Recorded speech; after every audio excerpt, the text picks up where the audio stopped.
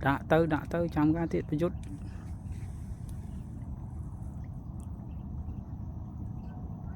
nụ phòng thấy kem con cho mơ tôi sẽ tao nghe con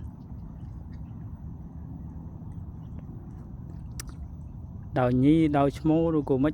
ọt vô lên ôm nhiệt ảo thơ ấy bìa thế là dạ tao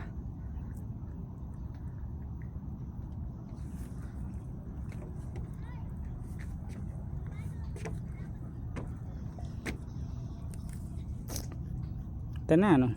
dạ lòi vẫn kia